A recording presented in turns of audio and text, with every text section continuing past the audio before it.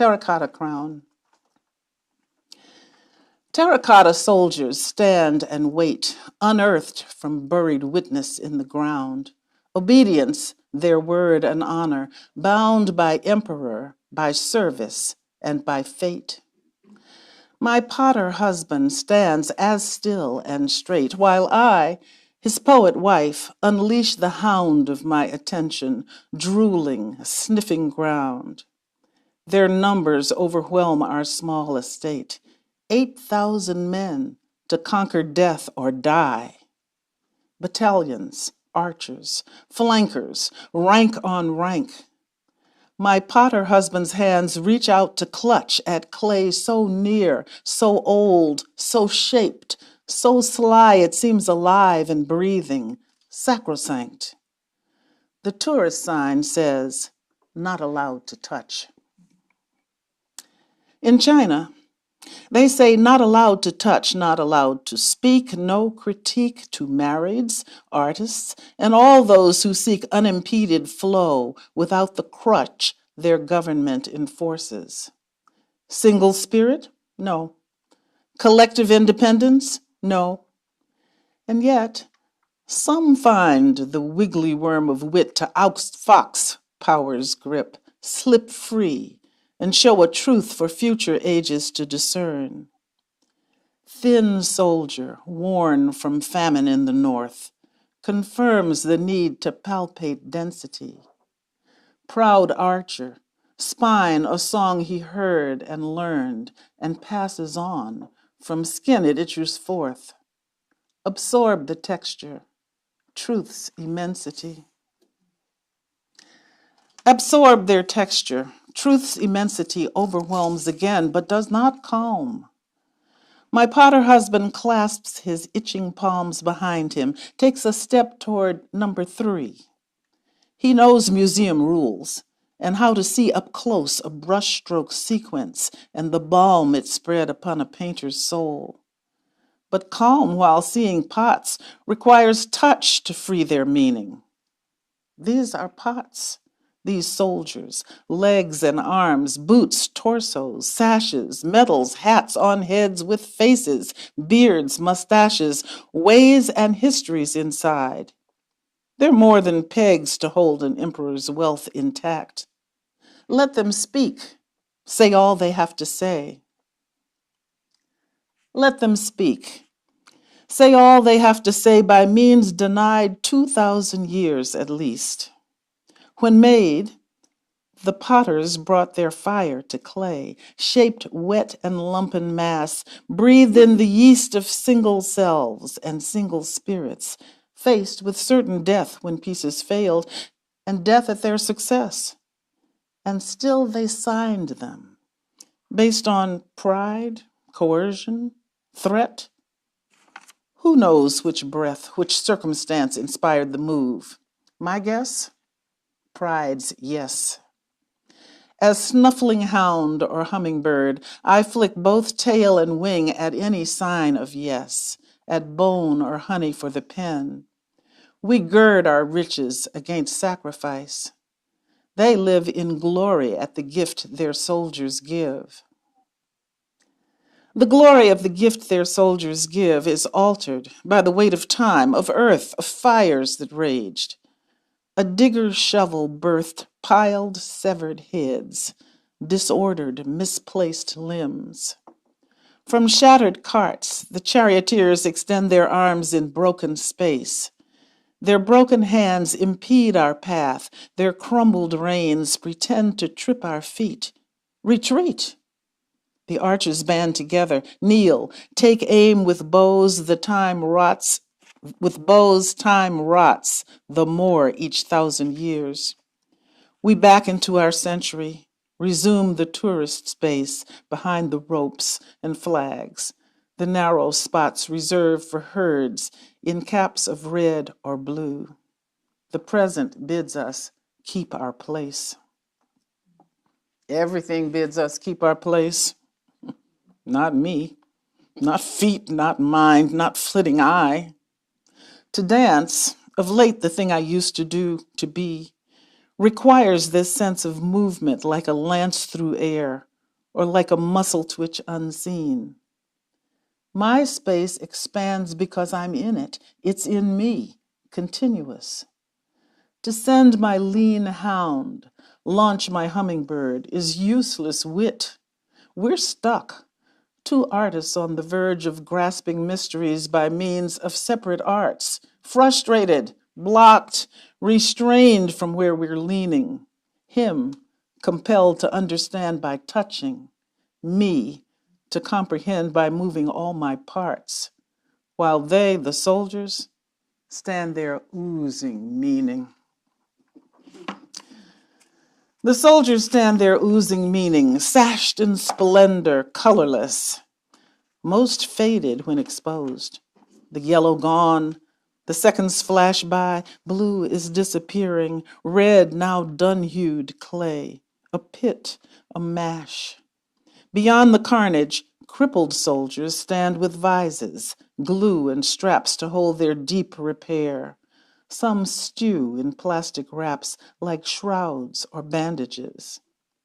I am the century's eye, their halogen, their workers blowing, brushing grit and dust, mixing acids, pastes by sleight of hand.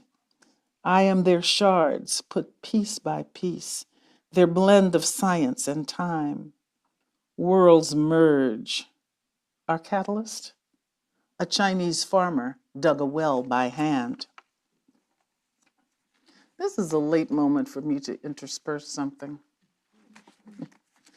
These are the Terra Cotta warriors of the ancient emperor's tomb in Xi'an, China.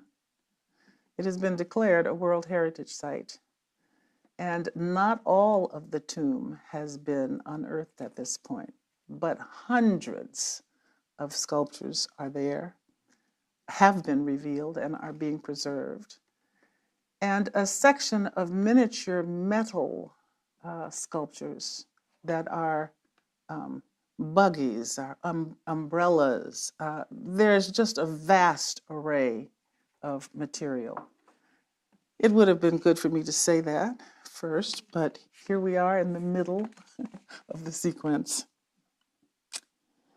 A Chinese farmer dug a well by hand. His shovel broke when metal hit a stone head. Held up, the features matched his own tribe's god of earth. Mistake, uncharted land, buried in that living realm, the past. The world soon knew the hidden emperor's tomb lay open, breached.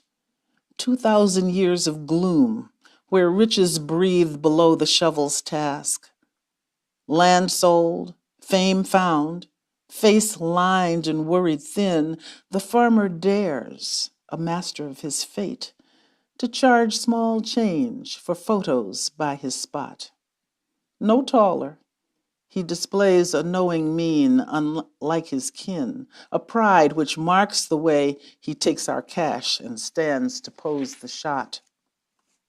He takes our cash and stands to pose the shot, a still which captures him and us, three races, yellow, black, and white skin, features, faces.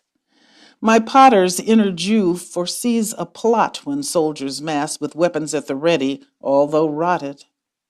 What malign intent of race or hobnailed boots could they foment?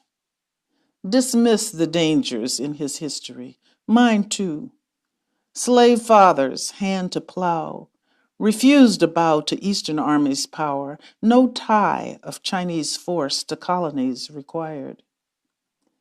Despite their subjugation, soldiers fused diversity with strict conformity, a unity ancestral selves admire. The unity ancestral selves admire means wed inside the race and keep the virgin pure untouched. Her dowry leaps beyond her reach to others as required. The penitence ancestral selves require dismisses wants within the darkening deep, the craving of one single heart, its weeping so-called aberration of desire, whips soldiers, quickens rebels' rage.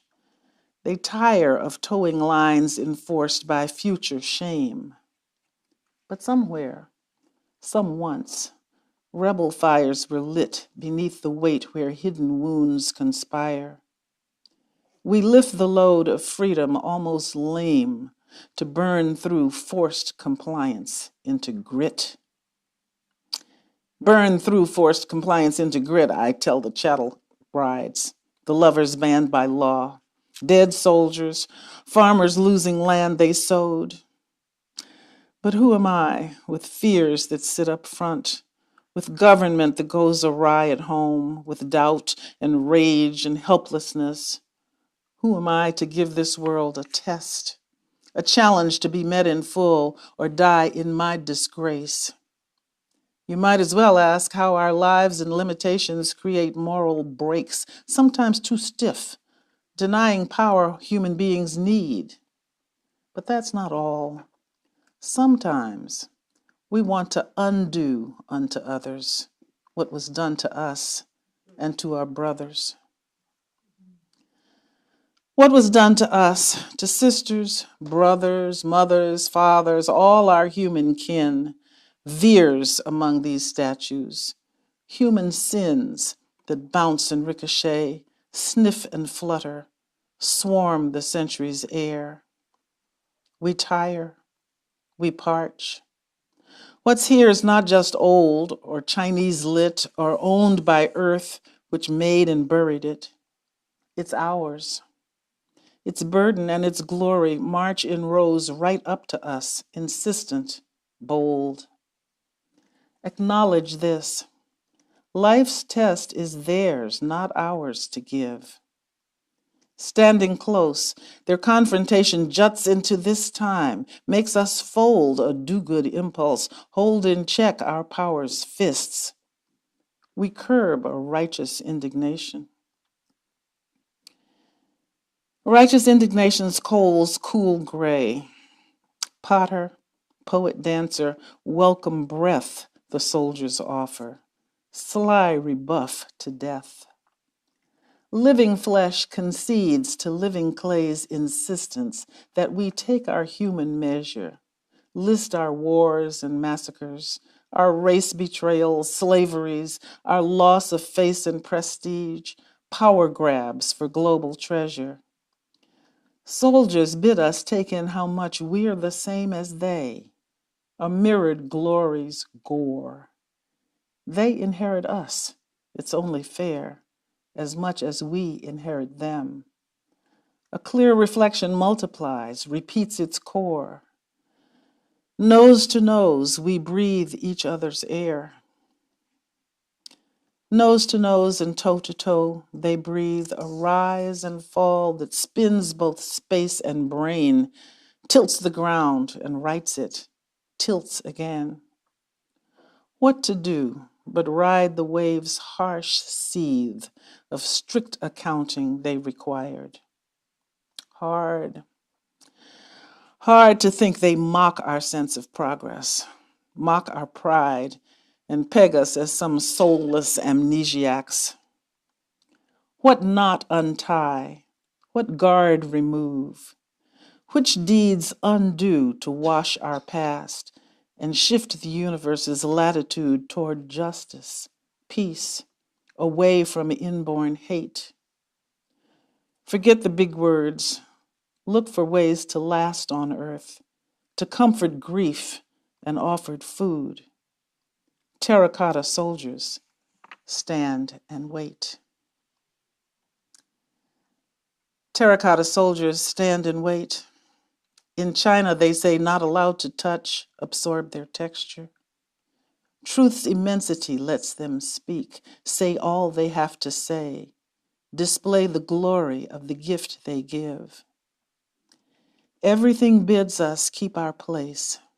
Not me, while they, the soldiers, stand there oozing meaning. A Chinese farmer dug a well by hand. He takes our cash and stands to pose us in a unity ancestral selves admire. We burn through forced compliance into grit for what was done to us, to sisters, brothers. Now righteous indignation's coals cool gray. Nose to nose, and toe to toe, we breathe. So that's it.